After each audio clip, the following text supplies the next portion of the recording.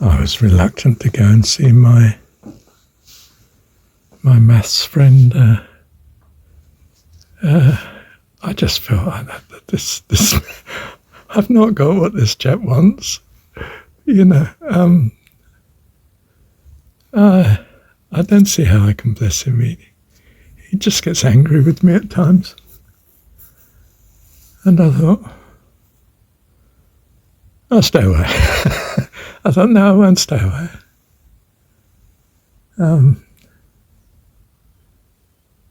I don't know what God's doing there, but I'm not staying away. No, if I need to stop, I will, but I don't need to. And do you know, we had you might say this might sound very strange. He had a good lesson he gave. I mean, he always does, in fairness, just incredibly capable bloke. This one was on determinants and, matrix algebra, be a thing of solving, well, perhaps you don't know, but anyway, it's a way of solving model equations, sets of equations that make up a model, which we used a great deal in economics, but determinants, I can't say I used it, but not much in my research. I didn't use it much. And some economists use it a lot. But I wasn't terribly sold on models. I mean, I went to a very mathematical university, the most offshoot of the LSE, Essex University. The Department of Economics was solidly LSE, really. And, so much so that when my friend did the Masters there, it was a breeze. And when I did a Masters at Essex, it was not a breeze. It was still further, Yeah. Where was I? Yeah. And afterwards, the other chap there, he goes off. He has something else he does, has to go after an hour. And he said as he left, well, I'll leave you two to philosophise and chat together, or whatever he did say. Well, I don't think he used the word philosophy because that's anathema to my maths friend. But anyway, I'll leave you to chat, right? And I thought, it's going to be tricky. I'm not sure as he will want to. We had the best talk with each other. And we've had some very good talks in the past too. I mean, really inspiring talks for both of us. You can just tell. I mean, his reactions are like mine. I mean, we're onto it. We're into something. And it's not necessarily, don't get me wrong, it's not necessarily spiritual by any means. I mean, typically it's not. It's very worldly about politics and China and economics and applications of maths and so on. I mean, but we were really away. And I'm sitting here reflecting now and thinking, well, I'm so glad I went. It's a bit like, I've just said in the previous recordings, you got something important. Something that might be important. You're not sure. Yeah, sure, you can make it of no importance at all by not doing it. Not writing it down, not starting, or in this case, not going to a meeting. Don't think I'll come today. I'm a bit tired, a bit busy, give it a miss this week, all right? Yeah, I could easily have made up some fabrication like that, Well, it would have been true, actually, but, I could have just put it off and didn't. And God blesses it. How often that's happened. I told you the key one, wasn't it? My third wife. I hadn't met her yet. And I was collecting for SAFE in a town nearby.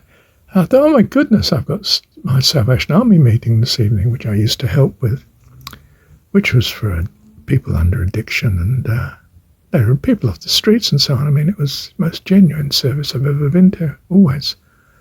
But I said, oh God, I'm going to be half an hour late by the time I get there. There's no point in me going. And by the grace of God, it occurred to me, you never know. I mean, it might be just important to someone, or, if it was important to me and my third wife. I met her that evening. She came for once to the church with her two friends. one of the friends introduced her to me. I looked at her and I thought, I've never seen a face that loves God as much as I do. In the way that I do, I meant. I could just tell looking at her. I just thought, wow. I mean, she's absurdly young, and I was absurdly old. Well, I still am. Just older, that's all. And, wow. She was in love with me in the coming weeks, and me with her. Absolutely bowled over with each other. I mean, we were just glorious together. What would have happened if I just thought, well, that's late and I'm going to be too late to be at the beginning and so on. I mean, really, I'm going to miss half an hour, even 3/4 of an hour. And that's quite a lot of it. There'll be the social afterwards, of course. They have a, cake and something to eat and a social sort of fellowship. And, I mean, you're dealing with people. You think twice before you shake their hand because you caught the odd skin disease off them in the past. I mean, yeah, it was as real as that,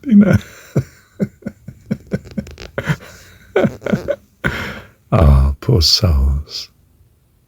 Poor souls. Desperate lives.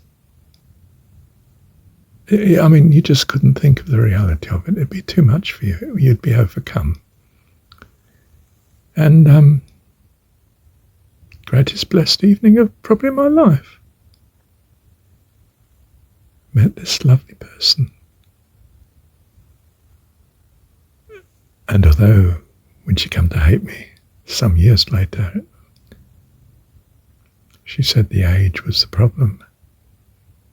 It was no problem then, I can tell you. It was just two people that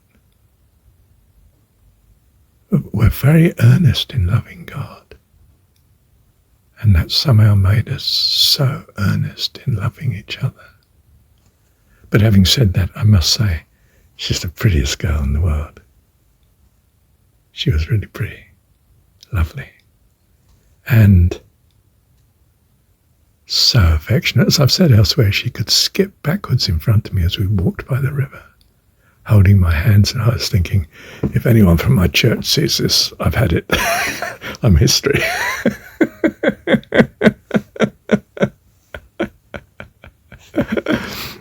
But in the end, it didn't matter. She married me, bless her.